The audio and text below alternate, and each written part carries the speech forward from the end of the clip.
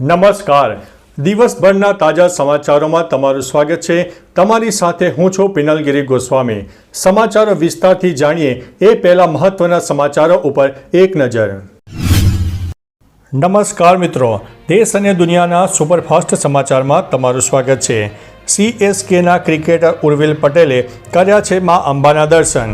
ભાદરવી પૂનમ મહામેળામાં લાખો શ્રદ્ધાળુઓએ અંબાજી ખાતે મા અંબાના દર્શન કર્યા.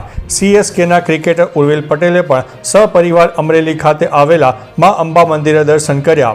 દર્શન દરમિયાન શ્રદ્ધાળુઓમાં અદ્વિતીય ઉત્સાહ અને ભક્તિનો માહોલ જામ્યો હતો. ઉલ્લેખનીય છે કે ભાદરવી પૂનમ મહામેળા દરમિયાન અંદાજિત 40 લાખ ભક્તોએ મા અંબાના દર્શન કર્યા હતા. મિત્રો, અન્ય મહત્વના સમાચારની વાત કરીએ તો ભારતના ગેંગસ્ટર વચ્ચે પોર્ટુગલમાં થયેલી ગેંગ વોર બાદ હવે પાકિસ્તાની ગેંગસ્ટર શહજાદ ભટ્ટીએ લોરેન્સ બિશ્નોઈ પર આક્ષેપ કર્યો છે. ભટ્ટીએ ફેસબુક પોસ્ટમાં દાવો કર્યો છે કે લોરેન્સે તેના ઘરની બહાર હુમલો કરાવ્યો છે. તેણે ખુલ્લી ધમકી આપી છે કે મેરી દોસ્તી દેખી અબ દુશ્મની દેખો, મેં સિદ્ધો મૂસેવાલા નહીં હું, તેરે ટુકડે હો જાએંગે. શહજાદે વિડીયોમાં 5 કરોડની માગણી કરી છે અને પોર્ટુગલ કેસની યાદ અપાવી છે. મિત્રો, અન્ય મહત્વના સમાચારની વાત કરીએ તો સંસદમાં ઘૂસણખોરી, 16 લોકોના થયા છે મોત. નેપાળમાં સરકાર વિરોધી પ્રદર્શન દરમિયાન 16 લોકોના મોત થયા છે. 100થી વધુ યુવાનો ઘાયલ થયા છે. એક મીડિયાના રિપોર્ટ અનુસાર આ ઘટના દરમિયાન 12,000થી વધુ યુવાન પ્રદર્શનકારીઓએ સોશિયલ મીડિયા બેન અને ભ્રષ્ટાચાર વિરુદ્ધ સોમવારે સંસદ ભવનમાં ઘૂસણખોરી કરી હતી. ત્યારબાદ સેનાએ અનેક રાઉન્ડ ફાયરિંગ કર્યું. આ ઘટના નેપાળના ઇતિહાસમાં પહેલીવાર સંસદ ભવનમાં ઘૂસણખોરી તરીકે નોંધાઈ છે. આંદોલનમાં મુખ્યત્વે 18થી 30 વર્ષના યુવાનો જોડાયા હતા.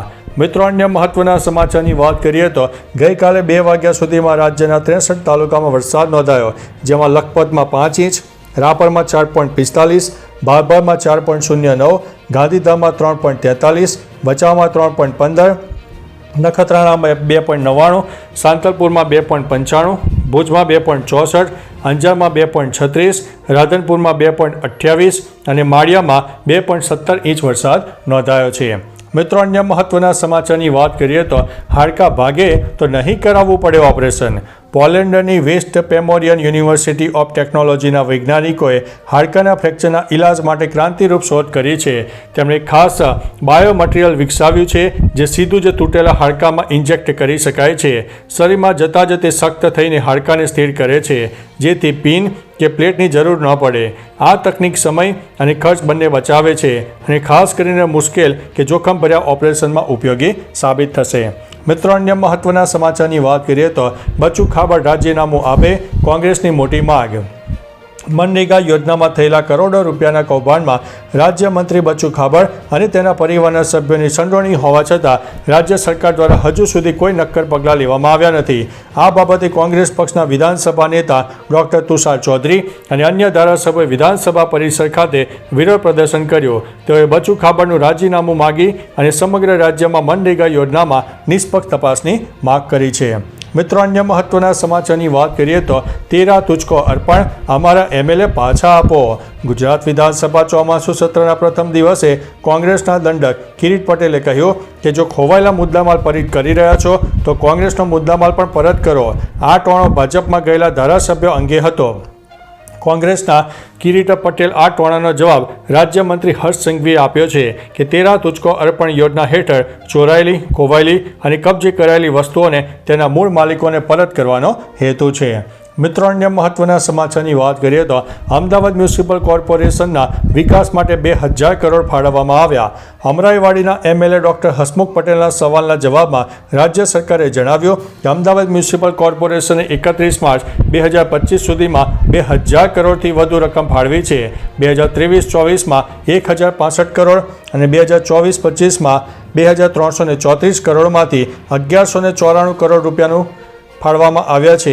આ રકમમાં 250 કામો 2023-24માં અને 195 કામો 2024-25માં પૂર્ણ થયા છે. આ યોજનાઓ શહેરમાં આંતર માળખાકીય સુવિધાઓને મજબૂત કરવા છે.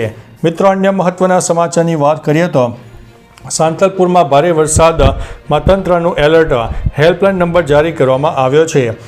પાટણ જિલ્લાના સાંતરપુર તાલુકામાં ભારે વરસાદને કારણે જિલ્લા વહીવટીતંત્ર એલર્ટ મોડમાં જોવા મળ્યા છે.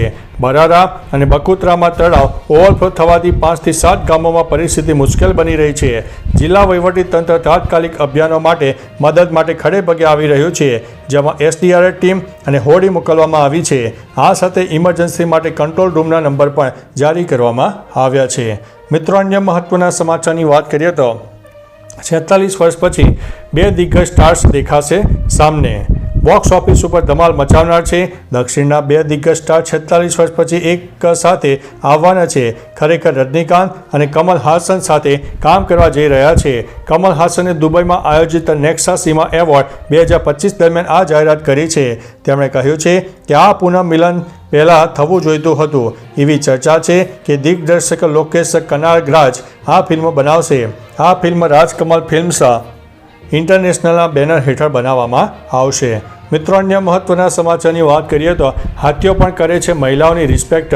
સોશિયલ મીડિયામાં એક વિડીયો વાયરલ થયો, જેમાં લોકો હાથીઓના ઝુંડને જોઈને ભાગવા લાગે છે.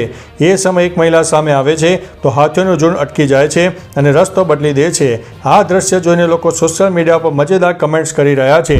કોઈકે લખ્યો કે હાથીઓ મહિલાઓની રિસ્પેક્ટ કરે છે, તો કોઈએ લખ્યો કે હાથીઓમાં પણ મહિલાનો ખોફ છે.